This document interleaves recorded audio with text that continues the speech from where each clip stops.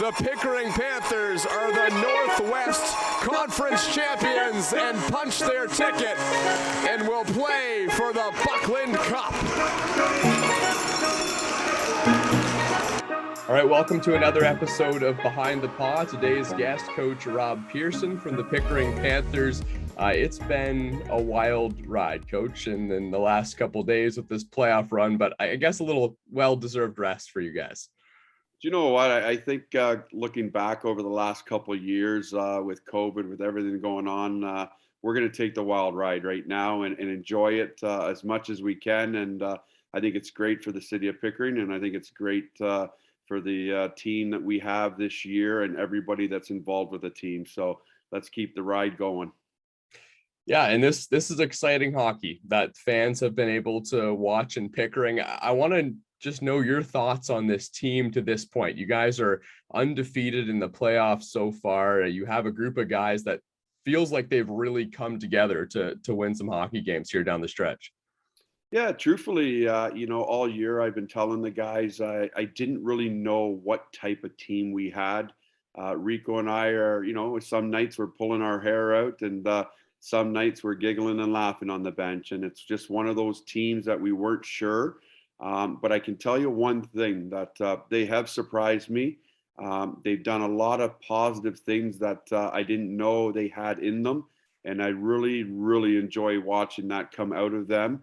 And I'm so super proud of the way they guys have basically ran through the playoffs so far. We've had a couple up and down periods here or there, but they've been able to bounce back and show quality hockey, which I'm very, very thankful for, and just happy to see them perform.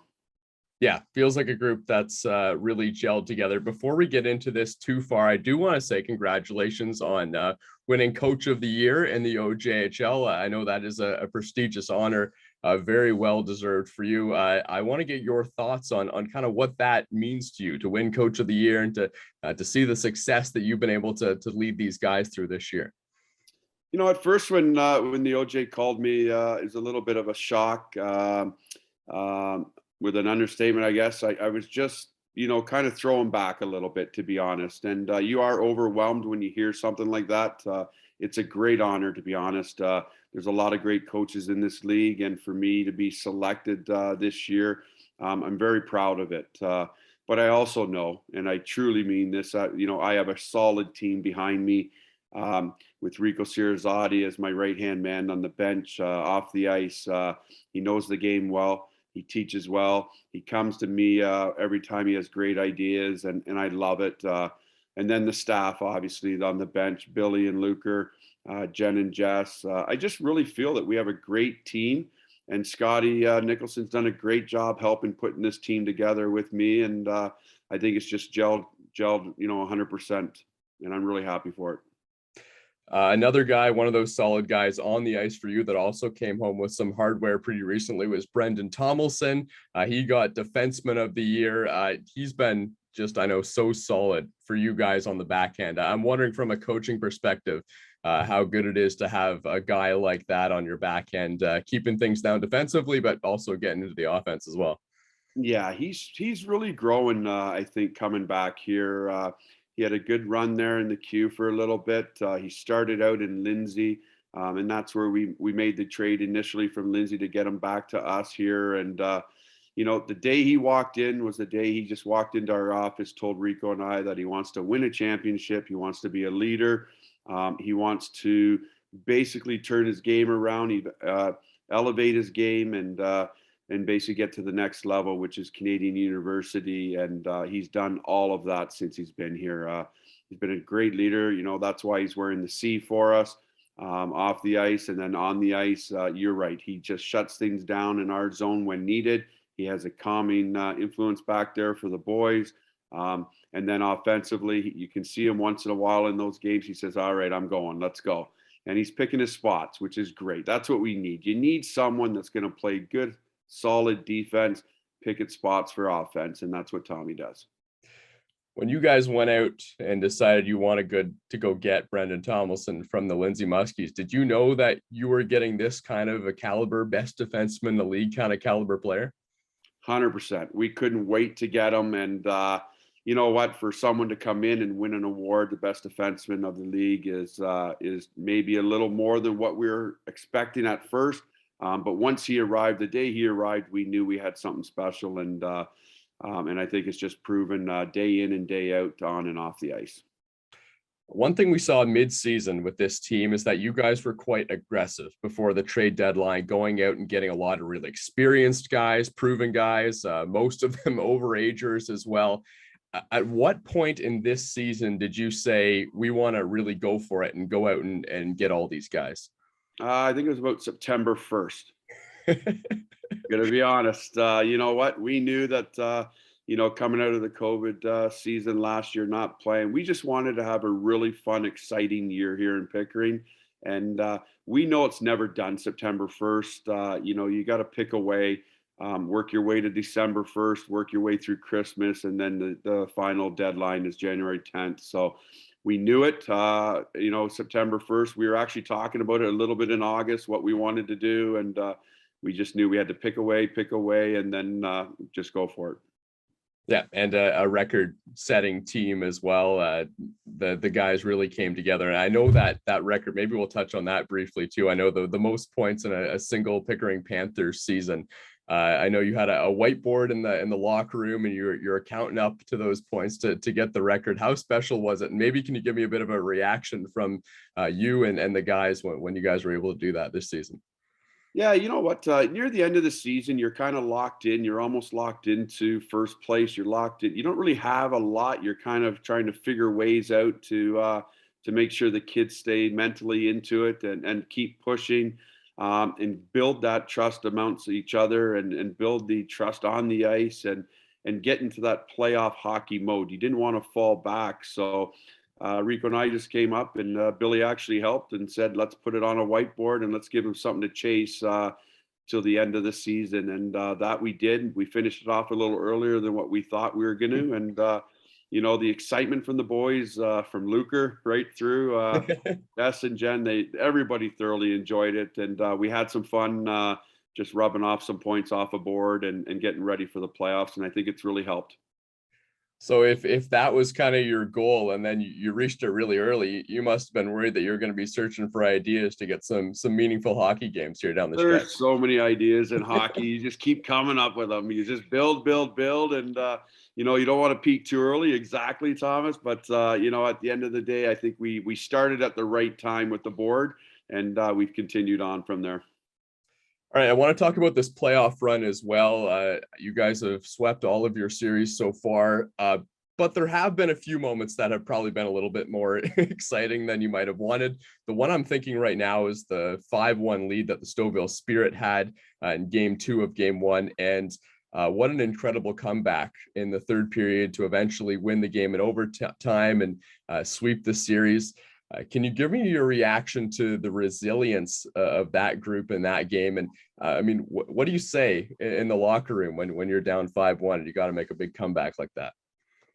Well, I can't really go into what I was saying, but at the end of the day, I look at it as, it's a good learning point for the team. Every team, it doesn't matter what team you're playing. You got 16 in the playoffs. They're all good quality hockey teams, and Stouffville proved it. They came out in Game 1. They worked really hard.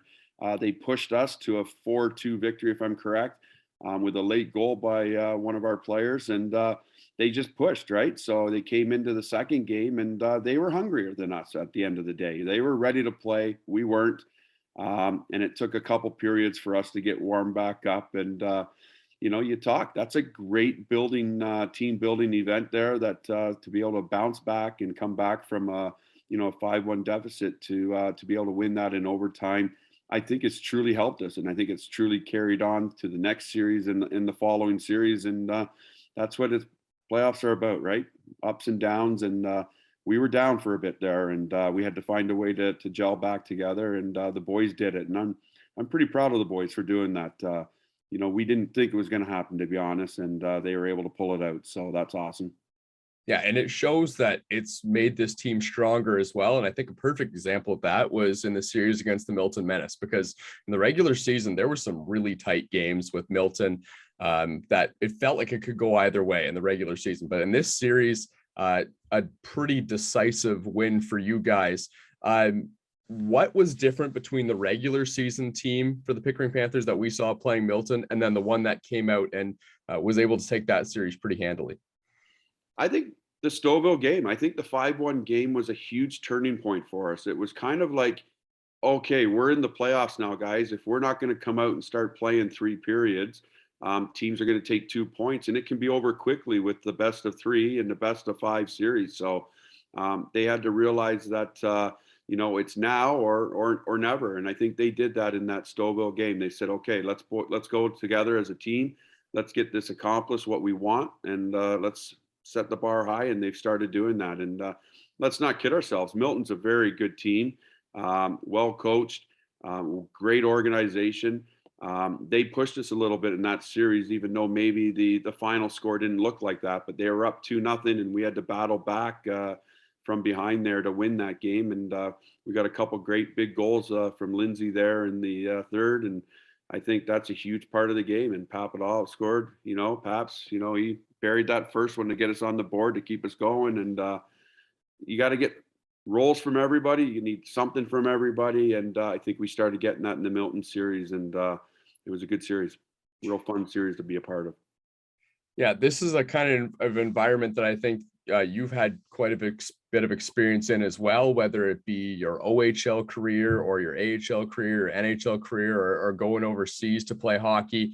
You've had a pretty wide range of hockey experiences. I'm wondering if you take any of that. Maybe I know you went on a Memorial Cup or close to a Memorial Cup run with the Oshawa Generals.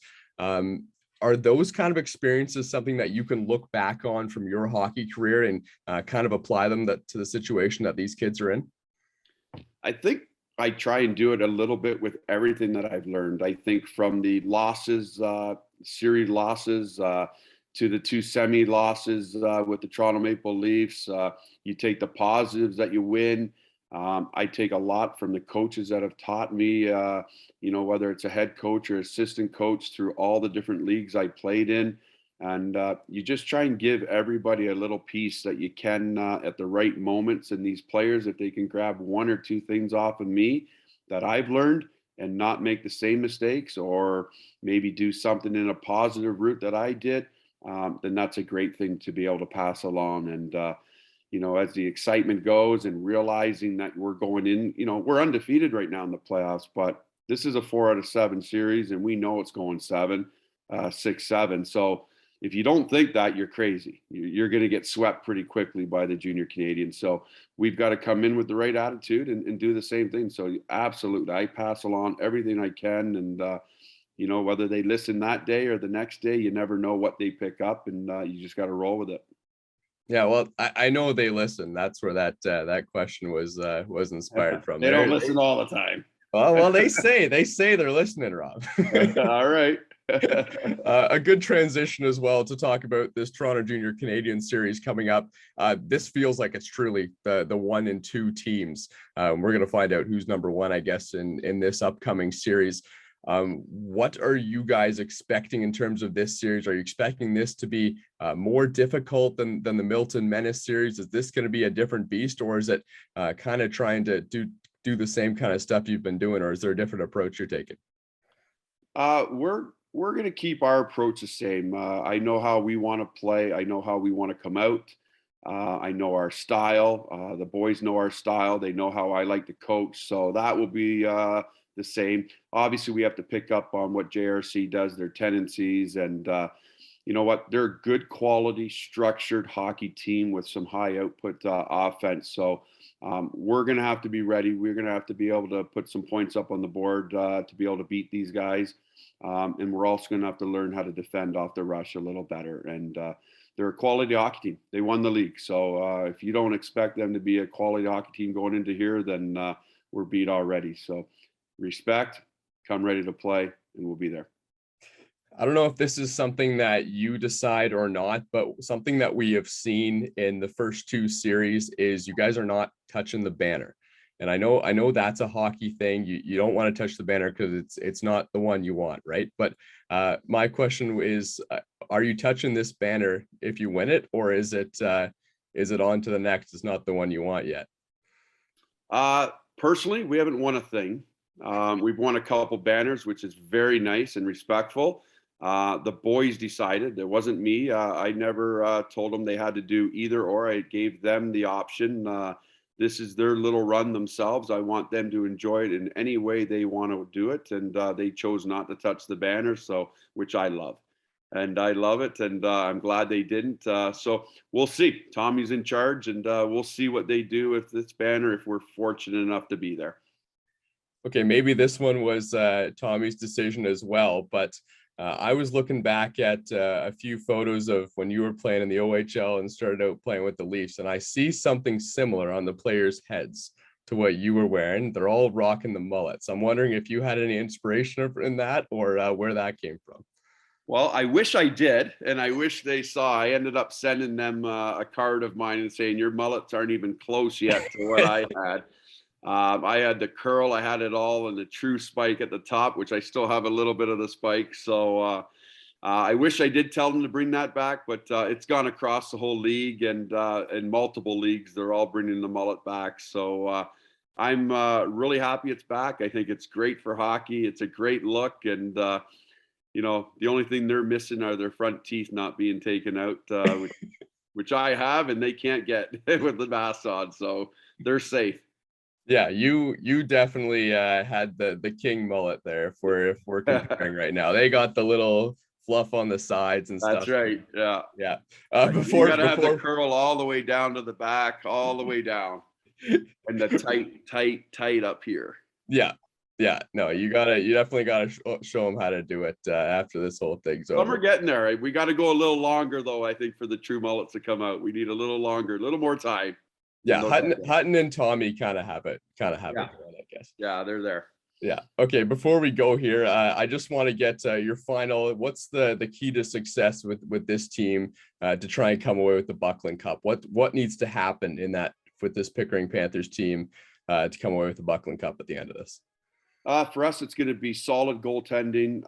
Defensive zone coverage is going to be massive for us, and a fast pace. We need to play with our speed. We have a very good speed game when we're moving the puck north and we're attacking, and then we can, capitalize and use all four lines up front and just keep rotating, bang, bang, bang, bang, and we go after them. And that's a big key. And then turnovers, obviously, in the blue lines, the gray zones.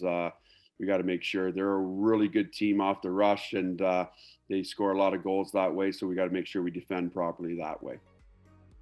Appreciate you doing this, Coach Pearson. Keep saying whatever you're saying in the locker room. It's been working so far, and good luck in the finals.